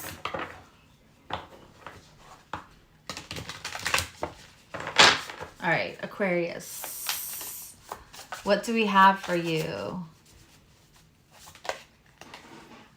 And this is also great if you have 11th house placements, or you have Saturn or Uranus really close to your ascendant. All 3 of my kids have 11th house suns, which is so interesting.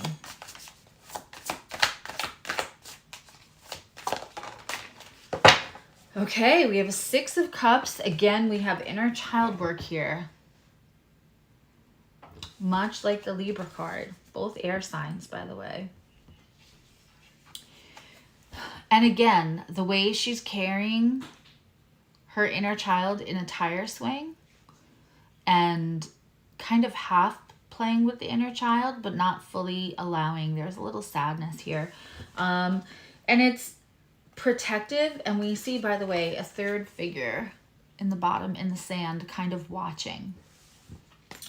You know, Aquarius can be like kind of a rebel and very, you know, free, but that doesn't mean you're not also capable of sometimes being maybe a little overprotective. Let's take Wisdom. I want to say Wisdom Dog Oracle. That's not what this is. Hi, Lioness of Gaia.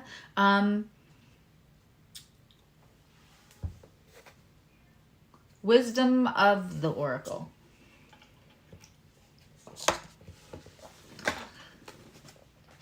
Let's get a card. And then we're going to give away 2 things. Listen, the room just got small, and I know that's probably because people have Christmas Eve things to do. One time I'm going to have to ask Spirit if, like, you could you not give me any tools? Could you not give me any lessons, and we could just fly through cards like I'm always jealous of readers who just, like, fly through their readings. But I guess I'm supposed to be me and not somebody else. All right. Again, interesting. So we got the 6 of... That's so crazy. I don't know if we have Aquarians dealing with Libras, but Libra got the 6 of Cups. And it got a card for versatility. And Aquarius got the 6 of Cups, both air signs, and got the card for flexible.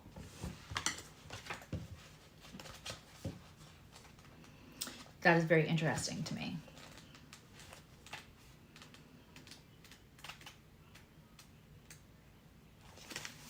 Okay.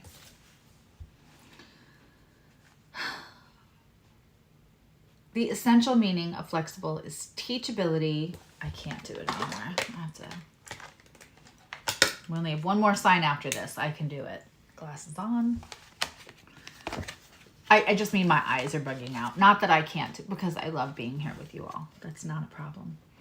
Teachability, open-mindedness, being adaptable without compromising what's most important.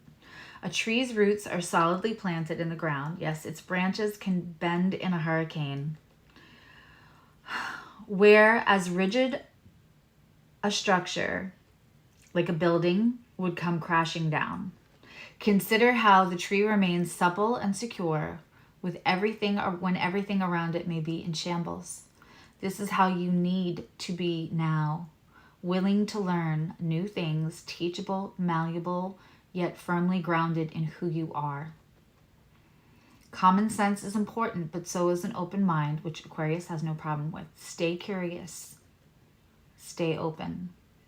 At this time, others will be more flexible with you too. Now listen, as this relates to a Six of Cups childhood healing card, again, you may have always done things the way that you have done them.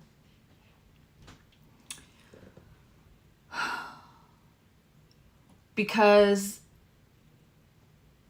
it's what's protected you, right? It's what allowed you the freedom and liberation of Aquarius energy, because you've also done what you need to do to protect that inner child, the wounds.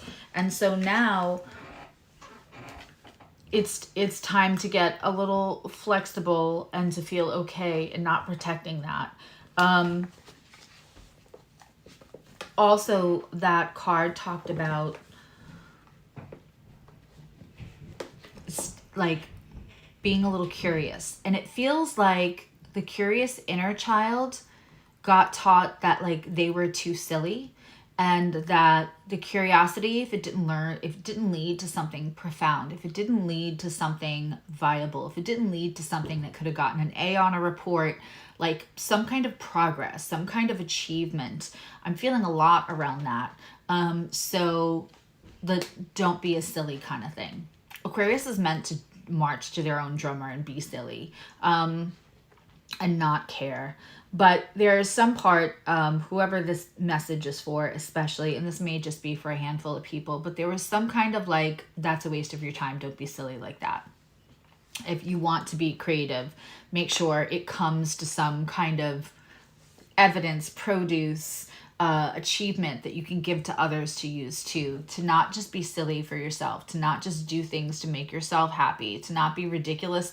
I say all the time, like, I think I'm hilarious, and that's all that matters. If you've been my friend for a really long time, and they all have heard that a million times. That wasn't that funny, Susie. I'm laughing. That's all that matters. So like that kind of creativity, like shushing the inner child, because you can hear the inner critic saying like, that's not that funny. Not everyone will enjoy that. That's not helpful to the whole room. Keep it to yourself.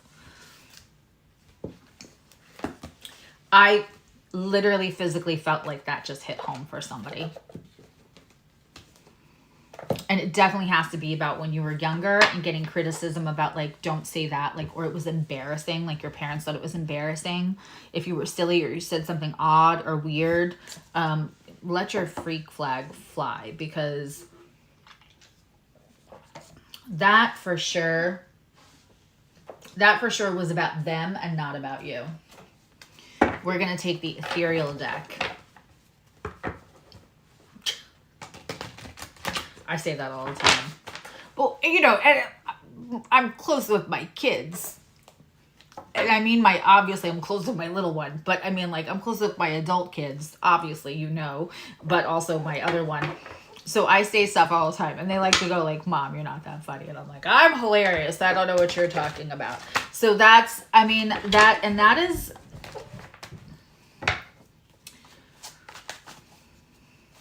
That is a part of my inner child healing, because I would say something I thought was funny or silly or whatever. And especially in that junior high age when like my peers that I was just desperately trying to fit in with, which I wasn't doing, I wasn't fitting in.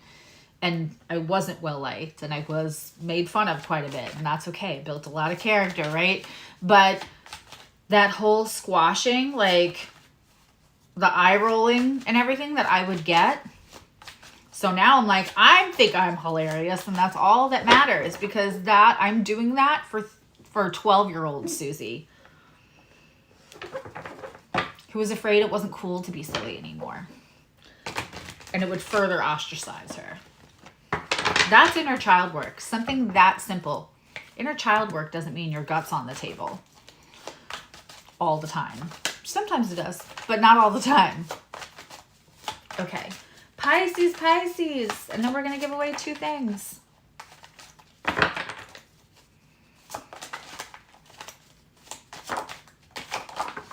Oh my God, the 6 of Cups almost wanted to come out again. All right, that was like 4 cards, so I'm not expecting me. Well then, Dana, you were supposed to be here while you're cooking. What's everybody making? What's your Christmas Eve traditions? Christmas Eve is such a food tradition.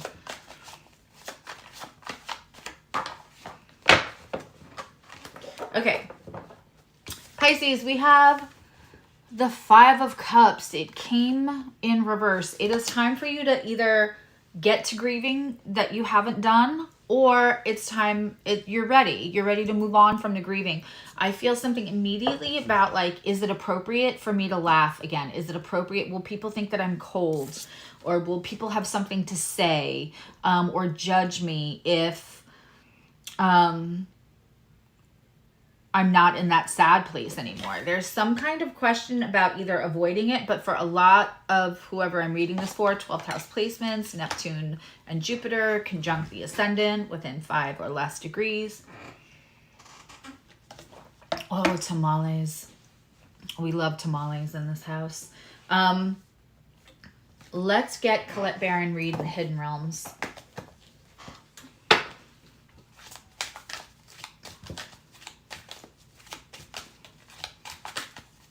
One of my first Oracle decks, I think. I'm trying to think what my first Oracle deck was. I can't.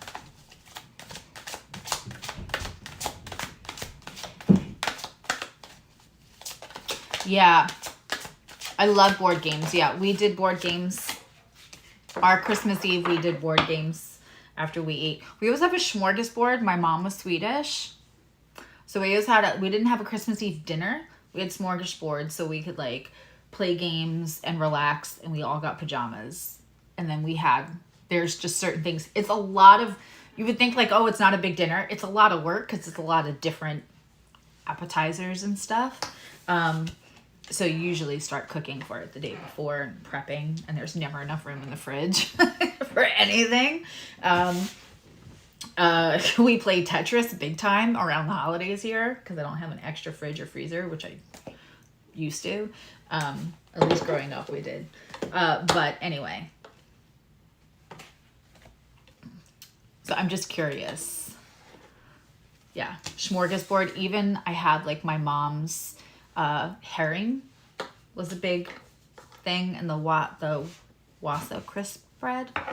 So we definitely had some Swedish meatballs, but I still have her. It's like almost 100 years old because it was my grandmother's. It's a wooden Lazy Susan, and there's one big bowl in the middle, and then the other ones all fit like a puzzle to go around, and they look like fish. It's all this beautiful ceramic. We should use that tonight, Emily.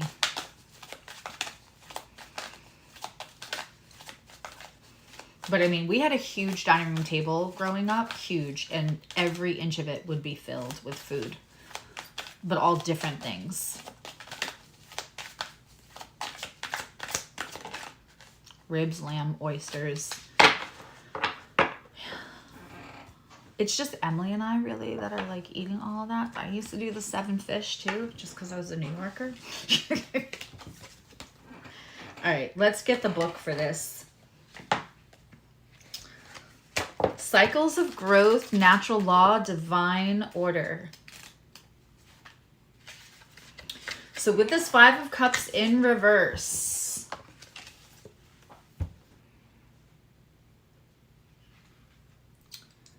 Sisters of the seasons. When the sisters of the seasons meet you on your path, they remind you that everything has a natural rhythm that obeys a higher law.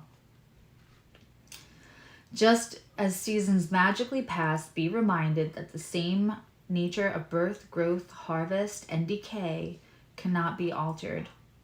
You know, and we go through this in our progressed moon cycles, really, over a 30-year period, and just in general. Bye, Heidi. I love you so much.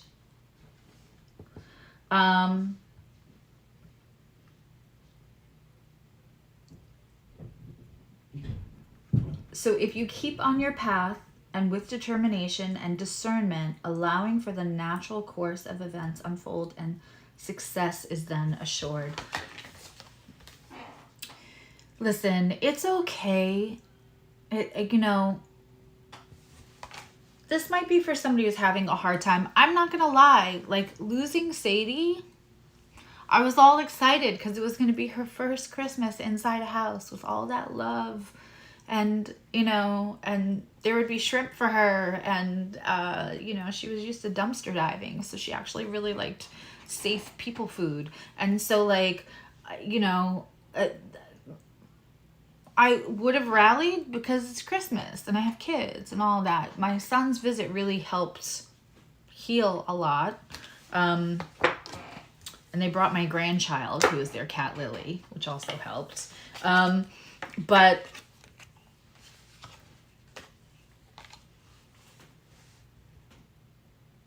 this could be for 12th house placement, somebody who still struggles. And it could be that your parent passed years ago, but they were such a big part of this holiday. It's their traditions. And as you get out their plates or their food or whatever, you could be missing them extra. And this could be a struggle about like, what's okay to grieve? What's okay to show? Do I have to have toxic positivity and not pretend like I'm sad? Am I allowed to laugh? There's a whole lot around this. And the thing is that these are all just, this is life. And it's the cycle, life, death, grieving, happiness, joy. And it's not about the order of what the social constructs or what other people think that you should be allowing space for. Guess what? You can allow space for sadness, grief, and joy all within the same 30 seconds. When you're taking out your mom's plate or your dad's plate, or you're making that food, or you're thinking about somebody you just recently lost. You can have all of that, because those are all of the natural order. That is all part of the cycles. And sometimes they take a really long time to play out, and sometimes they play out within 30 seconds. And the judgment of others never serves us. Shame doesn't serve us. That's the internal judgment, and external judgment. Neither of those serves us. And Pisces, please don't worry what other people are thinking. Please don't. Allow yourself, and don't let anybody tell you it's manic if you experience joy, sadness, and grief all in the same 30 seconds. It's human. You're not a robot. And Pisces knows that better than anybody. Don't, and if somebody tells you that you're manic or are you okay or anything, just you email me. And then you let me talk to them. And I will deal with it. Don't let anyone bully you, especially around the holidays. All right, let's give away stuff. So I'm almost afraid to do the color guessing because, you know, we have some ninja wizards in this group. The group got smaller, so. And if you've won in the last 3 months, I just ask kindly that you let somebody else win. Let's see, can I grab this and it's off camera, right? Ooh. Let me break that off so that there's not a confusion, because if you guys are really using your intuition, you would have been like, I see 6 colors. Okay, I am holding something. You guys all guess what the color is, and this will be for the chart and the cheat sheet. I don't care if you want a synastry chart. I don't care if you want a composite chart. I feel like composite charts are hard though, because unless you have an astrologer to read it, those are a little bit more difficult. You could have a chart for somebody else. You could get A solar return chart. Oh my God, there's a million. And just so you know, if there was a year that like everything happened that year, you can get a solar return chart for that year. It doesn't have to be this year or last year. You get a solar return chart for 2 years from now because you're planning a wedding or something else, and you can get a chart for 10 years ago because you could be like, that's why that happened. And this is how I can avoid it because, you know, we go through 9 and 18 year cycles with the nodes. But, you know, Uranus is a 7-year cycle. So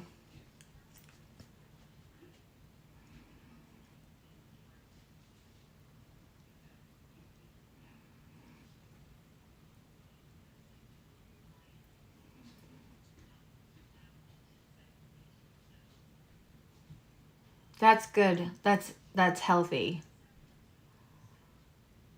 You did get 3 colors at first. Well, green was in the thing that I took away. That's not what I'm holding. There's very little of you left.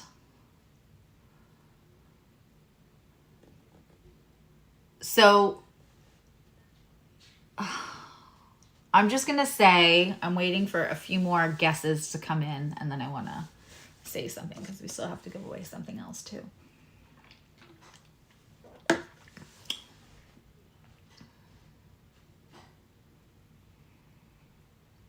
All right, so somebody guessed, but it's somebody who won like fairly recently. So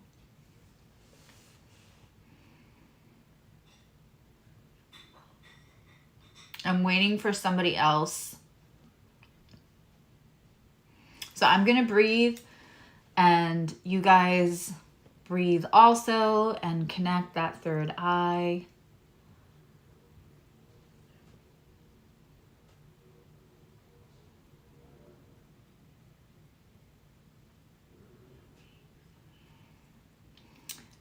The people who keep guessing it correctly have both just won recently.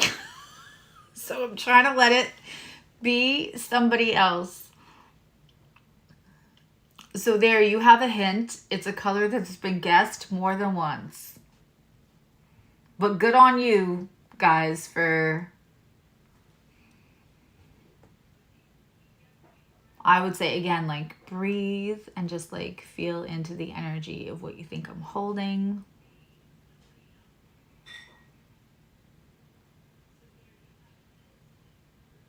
August.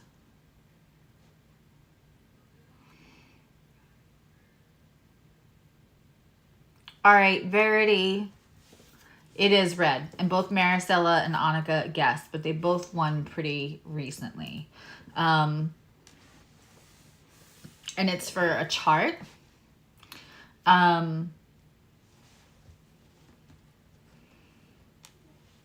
And the next one will be for a reading, but it was red. So Verity, you can go to my link tree or my website, which is SuzzyEvolutionary.com, and there's the thing that says contact.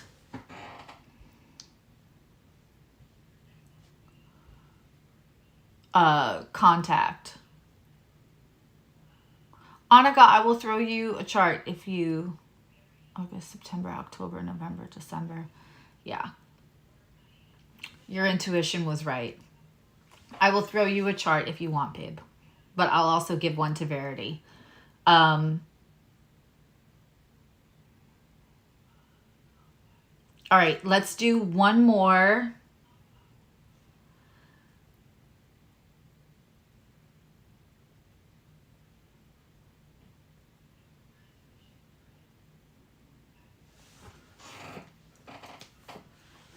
I have no problem doing that if you want like a new progress chart or something like that, Annika. Okay, so let's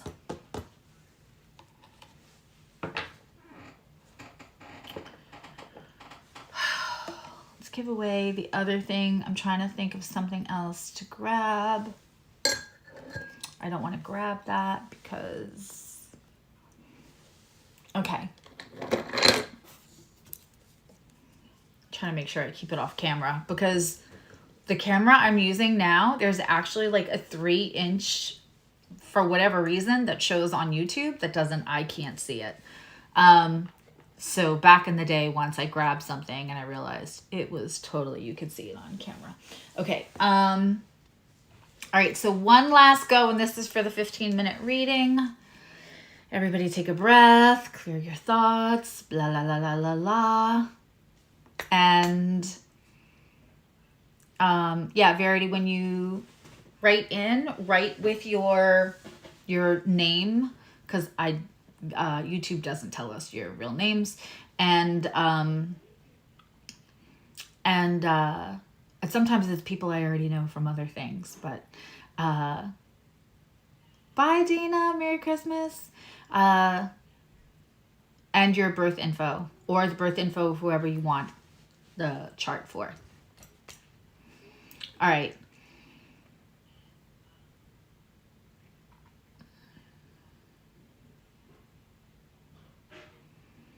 We're guessing again. I'm thinking the color. I'm thinking about the word of the color. And I'm not doing anything fancy. It's not tertiary. It's going to be, it's a secondary color. It's not one of the 3 primary colors, but it's just a,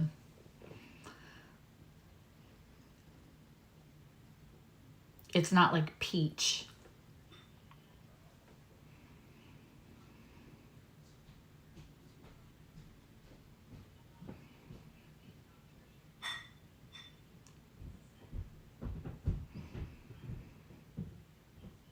I can smell the cooking in the other room. It smells so good.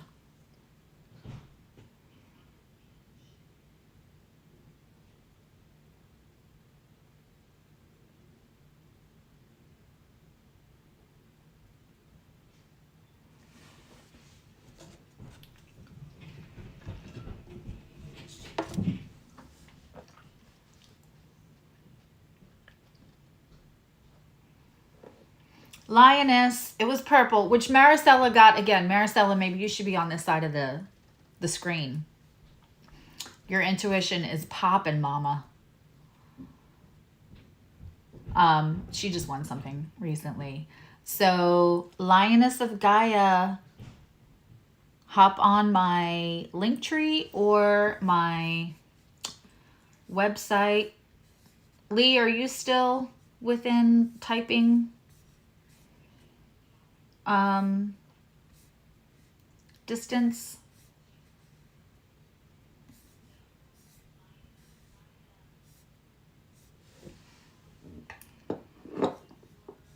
Well, it still worked. So your guides definitely wanted you to have a prize. Okay. So here you go. That will take you, that's my like link page. That'll take you everywhere you need to go. So that will take you either just straight to the contact me or the website, whichever you want to do. Merry Christmas, everybody. I hope you have a wonderful time with your family. It's certainly not about the capitalism, especially this year. And I love you all. I'm so grateful. You are all my present all year round. And I will see you the 26th for the sunset. And Annika, I'm going to send you a progress chart anyway, because it's always good to have an updated one. Bye, guys.